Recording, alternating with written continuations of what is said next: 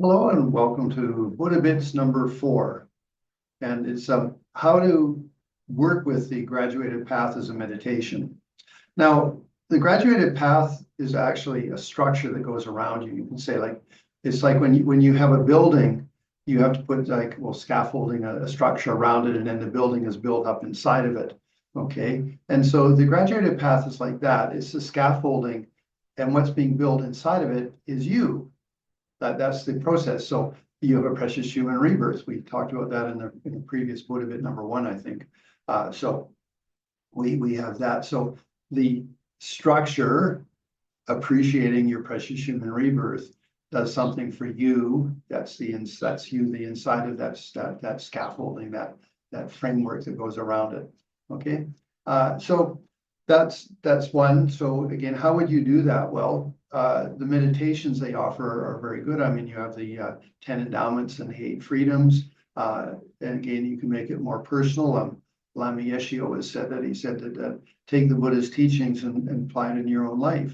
So one thing I often think about with precious human rebirth is that the medications we have available. When I was in India, one of the monks that lived behind me when I was in my retreat got worms. And he didn't know any better, so he got very uncomfortable. So he took a glass of not turpentine, kerosene, and he drank that to kill all the worms in his stomach. I mean, I don't know if it worked or not, but that's what he did. Okay, so I mean, for us, I mean, we even just have a little headache, we can take a medication, like aspirins or whatever. We get a sore shoulder, we get an upset stomach, we have Tums, acid indigestion, and then we have all sorts of other, I mean, I mean, I don't know if I was a meditator in a previous rebirth, but the thing is, chances are I had none of those things, So, wow, I mean, I really lucked out this rebirth, no physical problems or things to get in the way. So I better meditate to take advantage of it. Again, I talked about this in the precious human rebirth, but so you try to look at it. So you have the 5, with again, we're just using the example of the precious human rebirth. We have the 5 external endowments, the 5 internal endowments, and then we have the 8 freedoms. Again, so you go through them and such. But as I explained, one of the things you want is to then say, when you come to some study, like, whoa, I'm actually quite lucky. I met some really good teachers. I have an opportunity. I have, enough money. Maybe I'm not rich, but I have enough money. Okay, wow, And then you turn that into a lottery ticket, and the lottery ticket is I won a perfect human rebirth. And just as if you really, again, use your imagination, this is all part of your meditation. Is like you can sit down and think, like, if I won, $1 million, okay, I could pay off debts. I could give money to my family. I could do this and that. So you get yourself sort of excited. You use that imagination, and then you say, okay, why am I excited with all my rebirth? I've got a precious human rebirth. And so you bring the imagined excitement of winning a lottery ticket, which is rather, immaterial really, and you apply the energy that you had into your rebirth and say, wow, I'm excited about my rebirth. I'm gonna wake up in the morning excited, just as if I woke up in the morning and I can go and get my check for $1 million or something like that. So that's just one example. Then another one, again, if you move to the graduated path, and the second step would be things are impermanent. Your possessions are impermanent, your relationships are impermanent, and your body's impermanent. Now, the standard meditation is very good. I mean, death is definite, the time of death is indefinite, nothing can help at the time of death, and then, the Dharma. I mean, all of those are good reflections, and they're a structure that cultivates you inside of that structure, that you then have some sense of detachment. Yes, I've had possessions. May I do something with them beneficial? If I have relationships, may I offer something nice? And with my body, may I do something good with it that gets me towards enlightenment? So you come to these sorts of conclusions. Something I'd like to point out is, if we are trying to be a bodhisattva, then actually the meditations have a little bit different context. So yes, all of the possessions you have one day will be given to a goodwill. They'll be given away or thrown in the garbage because for somebody else, they're of no value.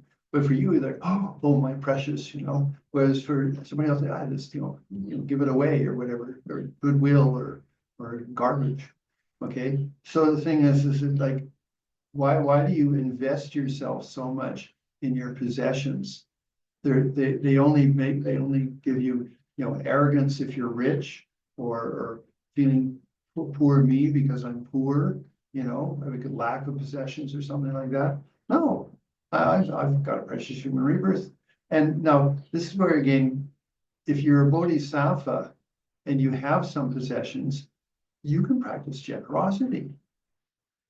That's the whole thing. So rather than being miserly with my possessions or whatever, no, hey, I have the opportunity to practice generosity. I mean, a good example of that was Venerable was it Jetsam Tenzin Pomo. She said, in your closet, you do not have clothing for one rebirth. You have enough clothing for 5 rebirths. Okay. And when you look at your closet, you can say, well, yes, I do, So give away some of those things. Or when you buy something new, take something that's old from your closet and give it away, whether it's just a goodwill or something, but it's generosity, Anyway, so there's just, again, all of the graduated path meditations are, you reflect on the information and then you apply it to yourself and make it meaningful for yourself. As Lamy Yeshe said, make it your own. So one thing I think of sometimes is, wow, I mean, I have, I have acid indigestion. I'm just so lucky. I go to my bathroom and I can take a Tums and it's finished, What happened, 2 or 3 rebirths ago, didn't have that opportunity, So wow, I should take advantage of this precious human rebirth. Or with my possessions, I have lots of clothes in my closet. I can give some of them away. Or I have a couple, a little bit of extra money. I can practice some generosity or something. Or in relationships, again, all the relationships will fail at some point, whether due to death or whether just due to divorce or separation or whatever. So all you're going to be left with is how you related to those people. So at the end of your life, if you bring that, like say, nice way to think of it is you bring the threshold of death in front of you and you say, I'm going to die today. Well, how do I feel about my relationships? Is there something I need to correct a little bit or something I need to apologize for? Or I just feel good about them? That I was a nice person. I was wise. I was helpful. I was thoughtful. I was there. I offered my time, whatever it may be. Until you can say, okay, yes, it's sad I'm dying, but hey, I did some good things with my rebirth. I'm happy with who I am. That's again the bodhisattva view of, I have relationships. What can I offer to those relationships? So yes, they're impermanent, but there's a continuity of who I am. So may I do some good stuff with them? And then our body, again, I mean, this is again your meditation would be like I bathe it every day and I put creams on it and I feed it really well every morning with just the perfect breakfast that I want. And then at lunchtime I go to a nice restaurant because I want good food for myself or whatever, I mean, then I clothe it really well. And then in the end, the sucker kills you. It dies. So the thing is that again, like, at the end of your life, you can say, I paid $10,000 for that facelift and now you're dying on me, you horrible body. Or you could say, hey, good job, body. We did some good stuff with this rebirth. Thank you so much. And may you turn into dirt for some worm or something to eat or whatever. I practice generosity. In fact, actually, there was a lord of the English court, and he was a Buddhist. And so he said, at the end of my life, I'd like my body to be chopped up like they do in Tibet and offered to wild animals.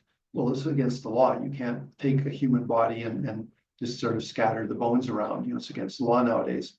So he said, oh, well, what can I do? Well, I want a burial at sea, please. And that was acceptable. So see what I mean? He got to practice generosity with his body with a burial at sea. Good. So anyway, point being is that whether that or when you take refuge, really the Buddha is a source of inspiration. The Buddha worked hard on himself as a bodhisattva, as Siddhartha, over millions of rebirths. For me, that's a huge source of inspiration to say, oh, he was diligent. He worked hard on himself, And so you meditate that, then you meditate the dharmas, all the techniques, wow, I'm so lucky, I have techniques, something that's not just sort of superficial, not just psychology, but actually has a spiritual component to its psychology, and then finally I can have spiritual friends. So again, how you meditate is you take material, and again, be a little bit careful. Sometimes like for the precious human rebirth, there's the thing of like, have you taken advantage of your precious human rebirth, which is like a guilt trip.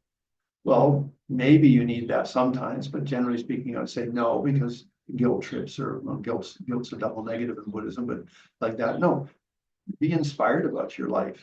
So be a little bit careful of what the things you read in the graduated path, but in doing so, look at yourself and say, can I use this to cultivate myself, to make myself a better person, to make things good about who I am, and then what I'm offering to the world around me. Okay, so there's a Buddha bit number 4. There's some thoughts about the graduated path. Again, it is more personal, but the graduated path is the structure for who you are. It's a scaffolding that helps you build your 4 or 5 story tall self as a bodhisattva.